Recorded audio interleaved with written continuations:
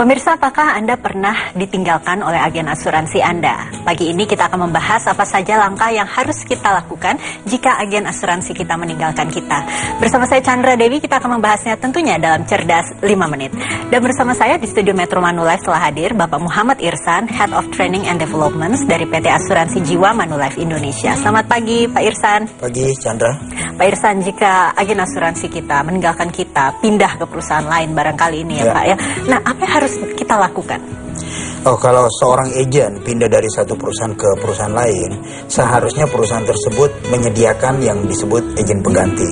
Ini yang dilakukan di perusahaan kami, yaitu Manulife Indonesia, bahwa seorang agen apabila meninggalkan perusahaan kita tidak menjadi perwakilan dari perusahaan Manulife lagi, maka perusahaan berkewajiban untuk menyediakan agen pengganti yang memberikan layanan yang sama kepada nasabah tersebut. Jadi nasabah tidak harus untuk mencari kemudian agen asuransi lain, tapi disediakan oleh perusahaan gitu ya Pak betul. Ya. Nah, tapi agen penggantinya apakah kita bisa memilihnya atau bagaimana? Pada prakteknya sebetulnya kita bisa memilih dari sisi misalnya gini, saya tinggal di satu daerah di mana tetangga saya adalah seorang agen juga yang bekerja di Manulife misalnya. Nah, pada saat agen yang tadinya menjual program asuransi jiwa ke saya meninggalkan perusahaan tersebut, maka saya bisa memilih agen yang tinggal di dekat rumah saya dengan alasan hubungan baik dan sebagainya. Tetapi pada dasarnya perusahaan yang mempunyai kewajiban untuk menyediakan agen tersebut.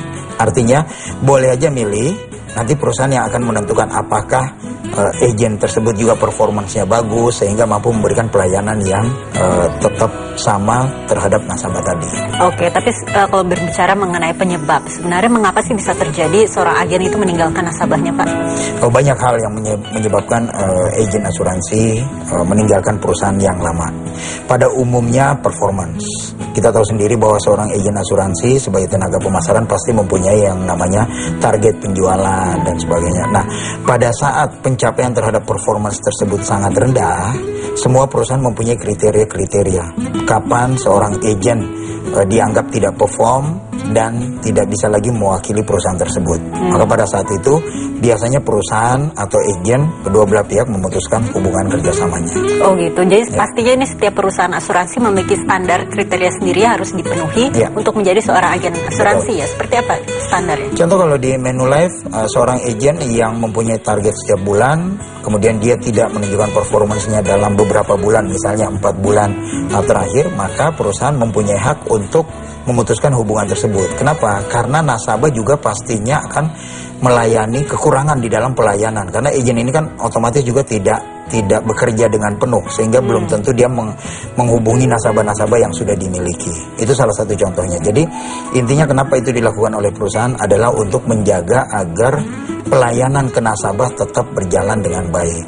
Oke, nah jika agennya itu tidak memenuhi tanggung jawab, itu memang ada sanksinya kah? Apakah akan ditegur oleh perusahaan atau bagaimana? Sanksinya itu bermacam-macam. Mulai dari teguran, kemudian juga bahkan sampai ke yang kita sebut di asuransi itu termination. Termination itu adalah pemutusan hubungan kerja. Karena kenapa dilakukan? Karena performance mereka memang tidak sesuai dengan apa yang diharapkan sejak awal. Karena pada saat pertama kali orang masuk menjadi agen, sudah dijelaskan bahwa ini yang harus dilakukan, ini target yang akan dicapai, dan ini reward dan punishment apabila hal itu tercapai atau tidak tercapai. Jadi ini adalah perjanjian kedua belah pihak. Nah, pada jika akhirnya ini seorang agen tidak memegang nasabah itu lagi ya Pak, barangkali pindah ataupun berhenti di perusahaan tersebut, ia berkewajiban tidak sih untuk membicarakannya, paling tidak memberitahukan kepada nasabahnya bahwa ia tidak lagi menjadi agennya? Kalau mengenai hal itu secara tanggung jawab moral harusnya iya. Dia menghubungi nasabah-nasabahnya menyatakan bahwa dia tidak lagi bekerja mewakili perusahaan tertentu. Iya kan? Jadi yang seharusnya dilakukan adalah nasabah yang sudah membeli polis tersebut tetap memelihara polisnya ada di perusahaan yang sebelumnya. Karena tuh ada agen pengganti. Iya, karena tetap akan dilayani oleh agen pengganti tadi. Oke, baik. Pak Irsan, terima kasih banyak atas informasi yang diberikan ya Pak ya. Dan pemirsa, saya Chandra Dewi harus mengakhiri perbincangan kita tentunya dalam Cerdas 5 Menit, Cerdas Finansial episode kali ini. Sampai jumpa. Dipersembahkan oleh